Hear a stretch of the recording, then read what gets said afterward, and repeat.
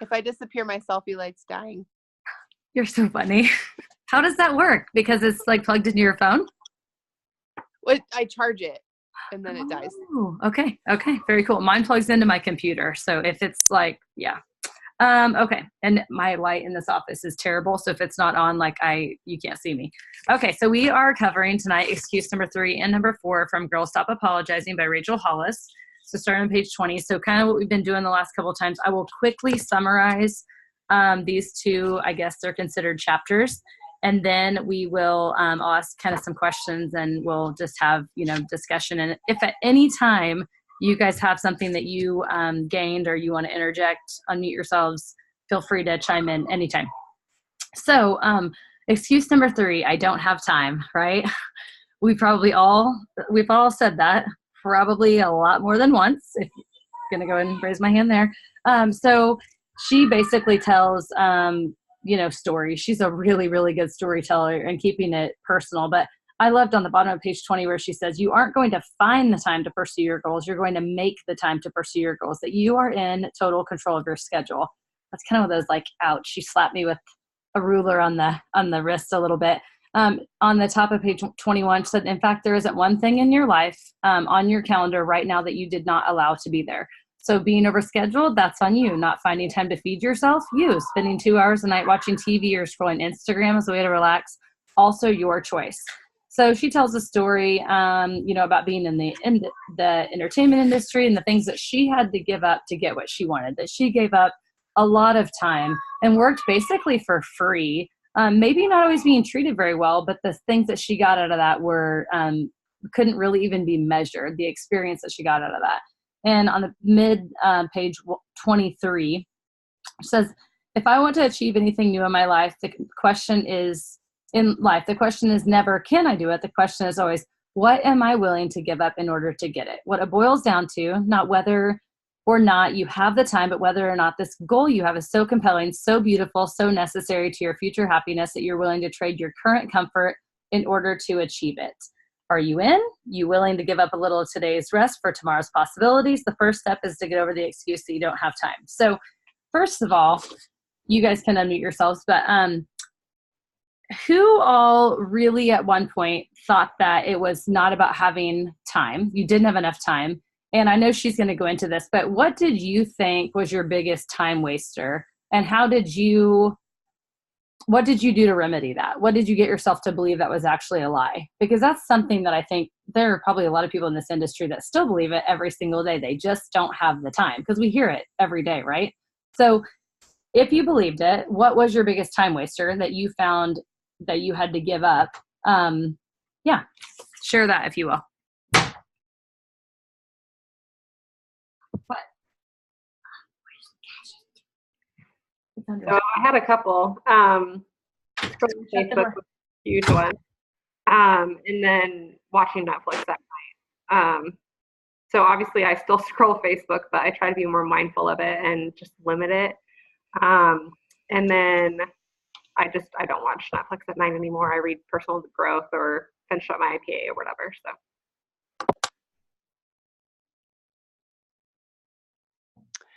Same for me, basically. Like, I still try to reserve Friday and Saturday nights to connect with my husband, whether it's watching a movie or just some kind of a show or something, because I think that we've got busy lifestyles and kind of opposite work schedules and we need that. But Monday through Thursday nights, if we don't actively have like a team call or something, I am usually checking in with like new customers and ambassadors, kind of crafting posts for the rest of the week maybe and saving them in the notes on my phone, personal development. And like it used to very much be TV time, like, and I was never even a big TV person, so that was actually something that was very, very easy for me to give up.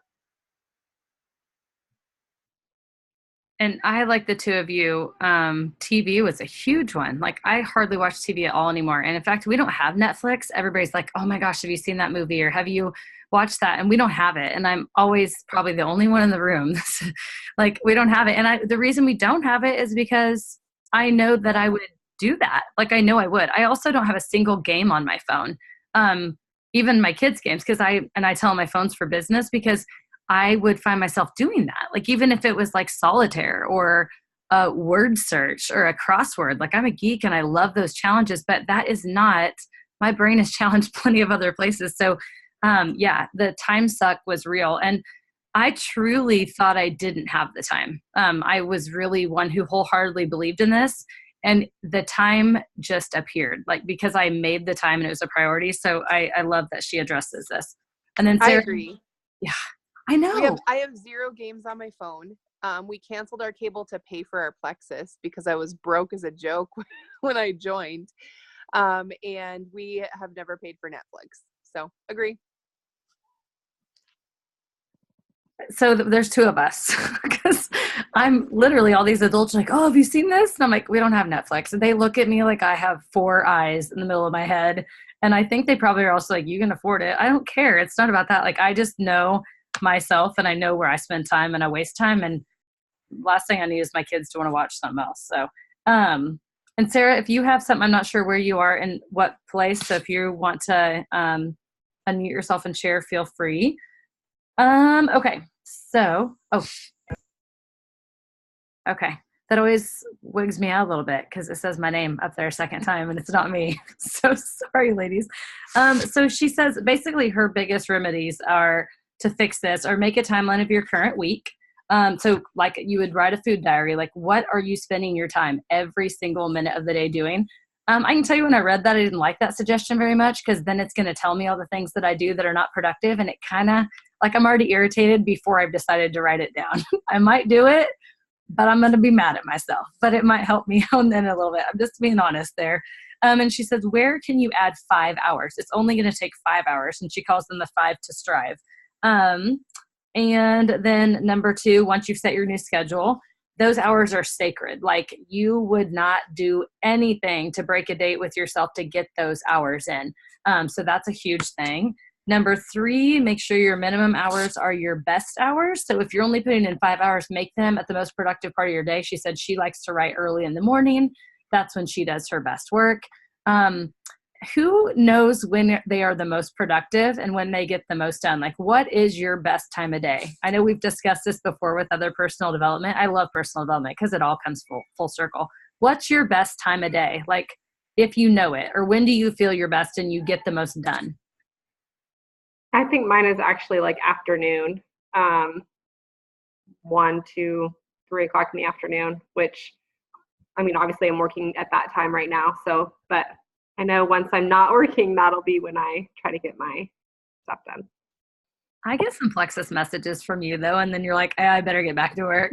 So you get some stuff done Maybe there. from the bathroom or yeah. For me, for sure, 8 a.m. Like I'm up, I've had my coffee, my brain is on go.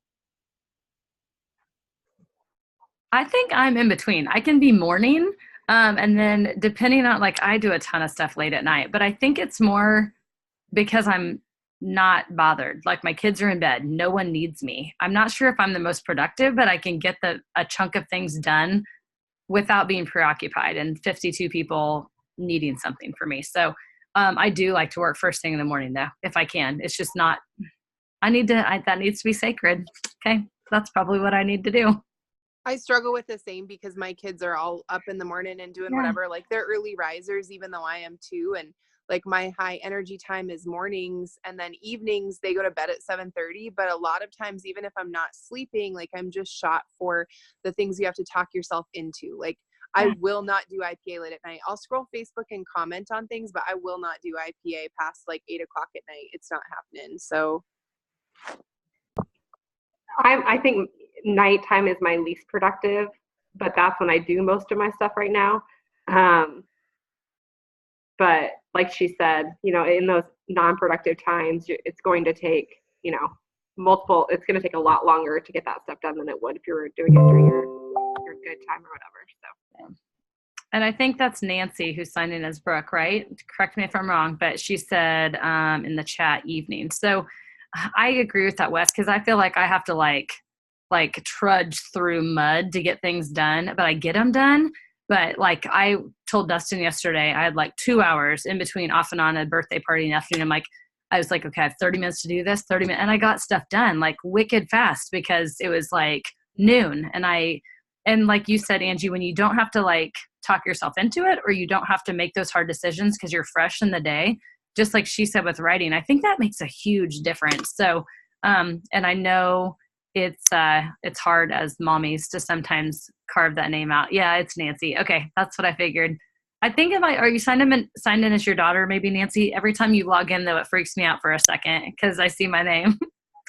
So, so she said basically schedule those times, those sacred hours, that minimum of 5 hours for when you have the mental capacity to do them well. Because why spend 10 hours doing the work it could take in 5, and it's probably not going to be our best work.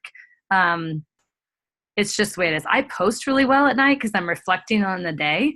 I love making personal posts at night, but that's not IPA. That's not reaching out to people and making those hard messages and following up and asking the hard questions if they're disliking their products. I can post, and I know I can do that because I'm in a reflection mode and thinking about things, but I can't do the hard things well at all, like probably past 5 o'clock. Like I'm done. Like I'm in snuggle bedtime, bath, wind down for the day mode. Okay, so number 4, then plan your weekly schedule. Says you have to. So sit down and look at your schedule, where the sacred hour is going to fit. You need to stick to them, and try, obviously, schedules matter, which you're talking to the girl who I've said on tons of calls that I never even owned a planner before I won the planner from Plexus outside of college, working on my master's. So I'm a lot more structured than I used to be. And the days I get my stuff done, when I plan it, it's like I've mentally put that on a shelf, and I feel good about it, and I feel really awesome that night. And so I know it works. It's just I have to be more disciplined and keep those hours sacred. And then she talks about on that she was kind of like waiting. And I love these stories because I've always been one of these people. Like I'm the one, I don't want to die with fine china sitting in a box. She was saying she was waiting for the time that it was a good time to put on makeup and go out. And then she decided, if not now, then when. And it wasn't really about, putting on makeup and going out with her friends, but when is the time if it's not right now? So it says, should we eat off the nice wedding china or paper plates? Should I dress up for a date with my husband or just wear my jeans? Should I take the time to write a note to a friend, call my grandparents, bake some cookies for the neighbors? If not now, then when? And I've lived that for a long time. But I don't probably do it as much with myself. I do that with other people, with my family, with things that I'm like, you're not going to die with me having the fancy panties with the tags on them in my underwear. No, I'm not saving those. But I do that. I don't do it for myself. So I need to put myself at the top of that list. So it says, don't wait to have the time, start planning to make the time.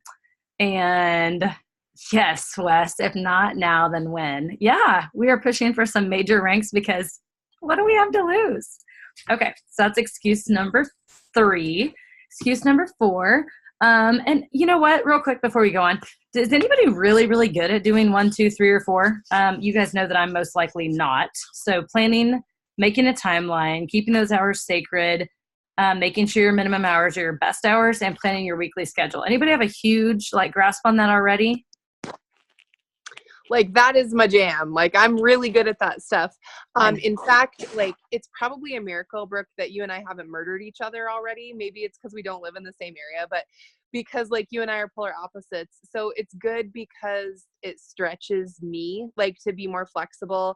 And I'm always good at making the schedules, but what I'm bad at is adjusting the sales when something doesn't go my way. And I know I have to get better at that, embrace the chaos, especially as a mom of 3. There are just going to be times where the kids don't go to bed on time, and that doesn't mean it's my excuse to not get done what I need to get done. Or there'll be times that I pick my phone up and my husband's working and it's 7:07 and I need to talk on a call in 15 minutes and I got to get the kids to bed and do it. And so I appreciate that. There are moments where I go and freak out a little bit, and then I calm myself down and I handle it. And it's been overall really good for me because I never would have, before it would have turned into an excuse for me.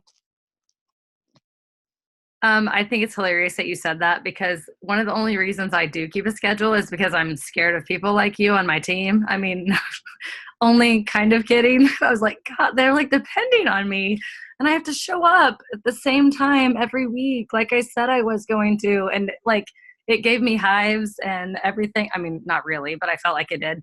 No, it stretched me and grown me. And I know that I'm better when I do it. Yeah, I was such a fly by the seat of my pants girl, and I thought it was a good thing, but in all likelihood, that's just another excuse for me to not do the things that I wanted to do. You know what I mean? Yeah.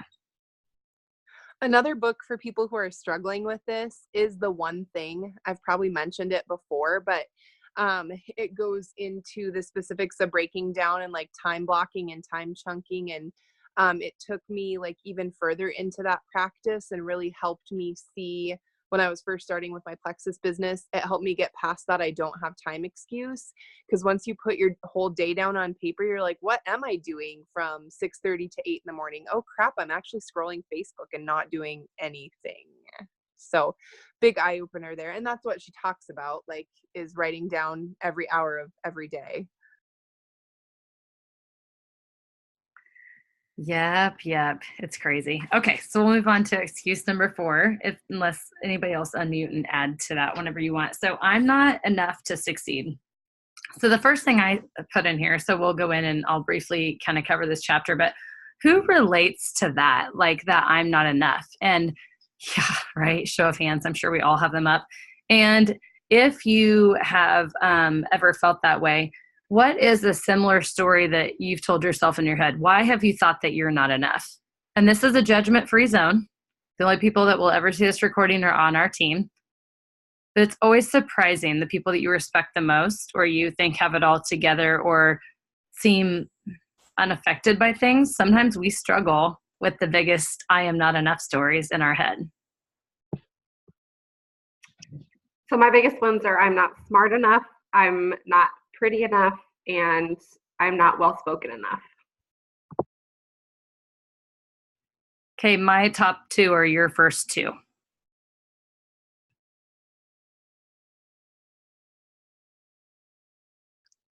Honestly, really my only struggle with this has been I'm not skinny enough, because I had like a lot of body image issues growing up. But otherwise, like, I'm a pretty self-assured red personality that, like, if people ever told me that I wasn't enough for something, I was very much like, I don't know what your problem is. Like, And I put on that front that I didn't care, but I still behind the scenes always thought even with a master's degree, I'm not smart enough to do this, or all these crazy hippie people have gut health figured out and I don't. Like, I know medicine, but I don't know this, and I'm not pretty enough, and all these different things, and I don't eat perfect still, so people are going to judge me. I mean, you look at what people are going to think from the outside. What must they think of me? So those are definitely mine. But the fact is we all have them, right? We all have the I am not enough to succeed, no matter what it looks like, that ugly monster in our head that tells us that, that pees in our Cheerios a little bit.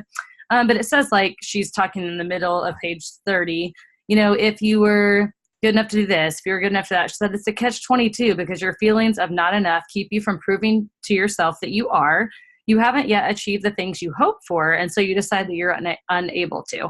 I've told this several times, but the only thing that I've ever done in my life that I have not felt 100% prepared for or confident in is Plexus. Like, I could study myself into feeling good when I walked into the ER and have all my notes.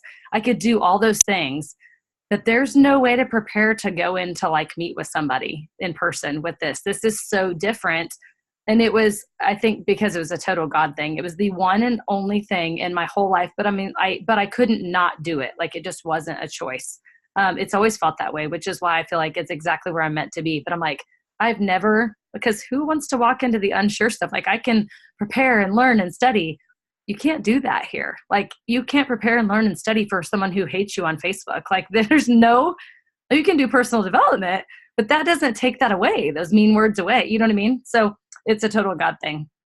But she says, why do we treat certain areas of our lives this way? So like when you're learning to walk, she uses the example of a toddler, or you learn to drive a car, like you're scared and you're nervous and you fail and it's okay and you get better. So it says, because right now you're attempting to do things that aren't things that you've accomplished before, they should fall into toddler status. We ought to show ourselves a ton, she doesn't say this, but a ton more grace. Like, It's okay to fail. It's okay to not be perfect. We're going to try again. It's toddler status. That goes for send, share, invite. That goes for responding to someone who's hateful to you. That goes for reaching out to that one scary person because they might be different than the last scary person. Just because you've done it before does not mean that you're an expert at it. And so it's always toddler status. It's okay. And so I guess we need like to have that mantra. It's always toddler status.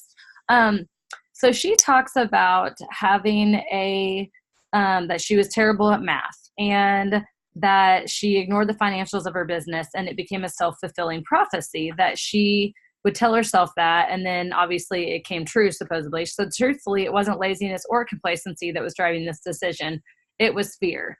Have any of you guys, I'm on the top of page 32, said you're not smart enough to run this company. Who do you think you are? These people are trusting you with their livelihood. You can't even read a balance sheet. You're going to fail.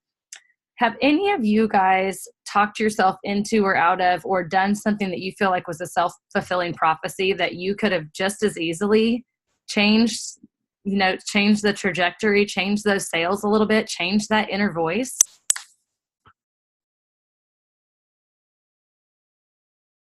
A big one for me is that I suck at technology. So my mom, my 61-year-old mother, is a computer teacher. So anytime I had like something go wrong, it was like, Mom, get in here and fix this. And I wouldn't look at what she did or anything. Like, I just didn't even want to try because I had that number. I suck at technology. And it was funny because we were working on our self-talk. I forget which book it was, but and corporate wanted me to do a video and it was too long. And so I couldn't email it and I couldn't send it via Messenger. So I had to upload it to YouTube and then send the YouTube link in an email. And I kept telling myself I'm good at technology because like we'd been doing all that work, and it went super, super smoothly. And then for our house loan, we had to like download our bank statements and send them in.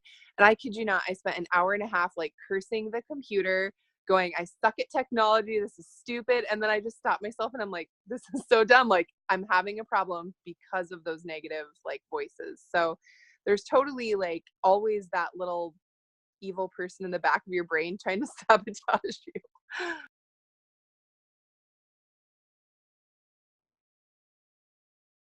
No, that's a good one for sure. I think I do it a lot when I want to reach out to a certain person and I talk myself out of why I shouldn't. And then it is a self-fulfilling prophecy if I don't ever do it. Like if I really chicken out and don't do it from all the lies that I've told myself, then I don't get anywhere anyway. And then when they join someone else's team or do something else, I'm like kicking myself. And then the first thing I used to want to blame, right? And then I would just say, shame on me. Like it's my fault. I own that. Like I should have done that sooner. But I talked myself out of it for X, Y, or Z reason. So I can think of like a million examples because this, is always going on in my head. But, just one example would be like when corporate has incentives, I will, tell myself, oh, you can never earn that. And then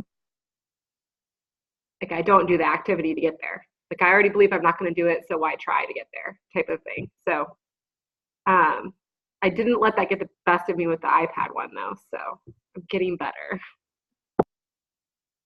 No, you did not. No, I think that's always interesting because it really is. I think they're always based in fear and all of our doubts. And I was funny.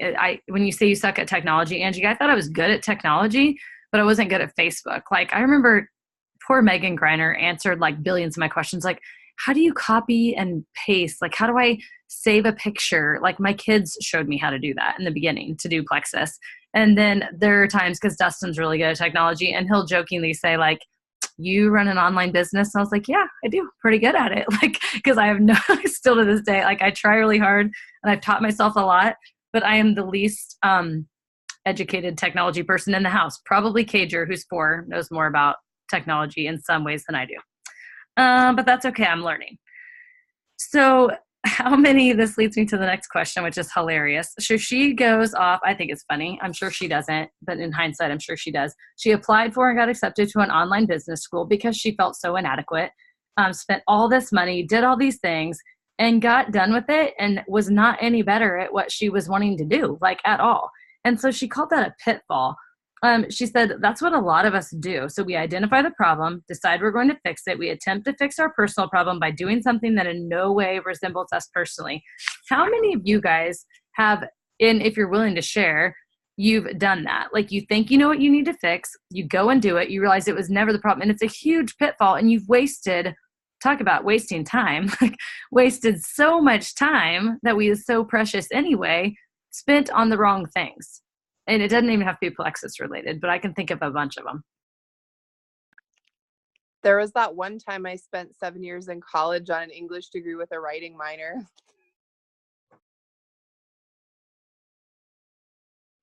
Oh my gosh, I'm laughing with you. Just 7 short years. Yeah, Plexus is paying for that, by the way.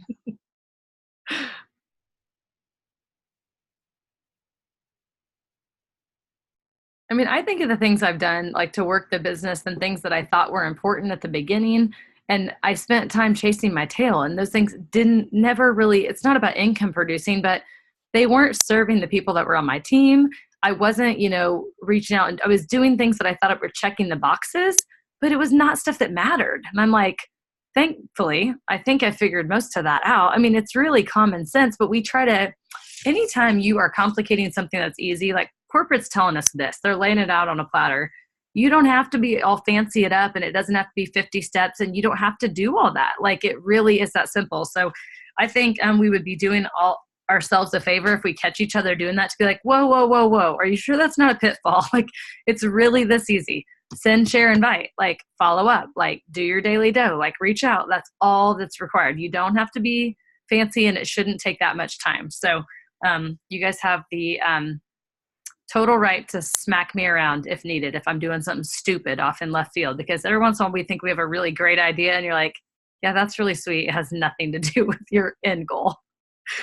So she says, friends, personal growth is supposed to be personal. It is not one size fits all, which is what she means. Like, you can do different things, but it needs to be what you need. Like, I wrote down the one thing, the book, because clearly that's where I need to grow. That's something I want to work on. That's not somewhere that Angie needs to spend a lot of time. She can spend a lot of time doing other things. So it needs to be personal to what we need for sure. But she said, I thought this was really sweet. Her grandpa's voice rang out in her head that she'd always figured it out before. She'll always figure it out. So she got to work and just self-taught herself to understand the finances. Okay, I'll boogie through the end of these. She also says that not having the knowledge just makes you teachable, not stupid. Not being in shape just makes you moldable, not lazy. Not having the experience makes you eager and not ignorant. Flip the script and force yourself to see the positive where you've only seen the negative. And that's where we can help ourselves reach those goals. So the next thing we've talked about in other personal development is writing a letter to yourself. That's a powerful experience. If you guys have never done that, I think it's a really good thing. You can read hers on page 37. And you need to focus. It says the problem isn't that you aren't accomplished. The problem is you don't give yourself for any of the things you have done. We've all done amazing things, whether it's volunteer at our kids' school or bake cookies for the bake sale. It doesn't have to be that you cured cancer and you got the Nobel Peace Prize. Like, that's not what it has to be. Now, achievers and perfectionists like myself need to bring that down a notch and know it's okay to not achieve those things before they go into your letter. But that's part of it, is we need to recognize what we're good at. So that would be something I would recommend that you guys do. And let's see, I'll try to sum this up quick because we're over. I know we chatted a little bit at the beginning, but she talks about just facts in the mid-page 38, that you being enough of anything, opinion, someone else's opinion, maybe your own, but it's not grounded in actual reality or the weight that you give it. So you not feeling like you're enough is an opinion. That's not a fact. And that's where that letter will kind of help you with that too. But then she talks about the opinions and she said, here's the flip side of that. You've got to stop blaming your problems on the world. You can't be like, well, I got teased my entire adolescence, so now I'm insecure. Or my parents did these things to me, so now I can't cope. I think that's a pitfall that we fall into, that we want to blame a lot of things. And blaming just makes us stuck in that rut. And then we don't get better, right? That we we can't see past that. And if you blame something on something else, you don't really have a motive to change those things, right? I mean, am I the only one that thinks that? Like, you spend a lot of times blaming and then it's not your fault, so you don't have to work on it. So she says, you have to decide right now that you're going to take a hold of your life and you're going to let all the other crap fall away because it doesn't matter. And that she's a living, breathing example of, you know, all these things. So she's walked through trauma and she's come out the other side. So I want to highlight one sentence on the bottom of page 39. I just went to a Brene Brown training at the beginning of this month, and she quoted Brene earlier in this book. And based on all that she's read or written, she quotes a lot of Brene's concepts. Brene is amazing. But when she says, because whoever, this is after that, let the crap fall away because it doesn't matter, on the bottom of page 39, because whoever said that thing to you, your mom, your sister, the mean girl, the mean boy in high school, or whoever it was, they don't get an opinion on your life. They're not in the ring. They're not in the game. They're not the one taking the punches. That's you. So when she says that no one else's opinion of you is any of your business, that's a Brene Brown concept. And basically Brene says, unless they're in the arena, she calls it the arena, unless they're in the arena and they are getting their ass kicked from time to time, also Brene's quote, if they are not in the arena getting their ass kicked from time to time, they don't get to have an opinion. So they're in the cheap seats and they're chattering, which are all of our haters on Facebook and all the people waiting to see us fail. Unless they are down there on the ground, bloody, battered, beaten, doing the work, their opinion does not matter. So that was something that was really huge when I listened. And Brene goes on, she does an entire teaching on just the arena. Like, this is the arena. These are the people you listen to. It's full of all this other stuff, but you only listen to these seats right here. So that's a Brene Brown concept that I thought was kind of cool. She alludes to her teachings a lot. So, okay, that's all I have, ladies. Anything else that you guys grabbed from that? Or I think we went through all the questions I had written down.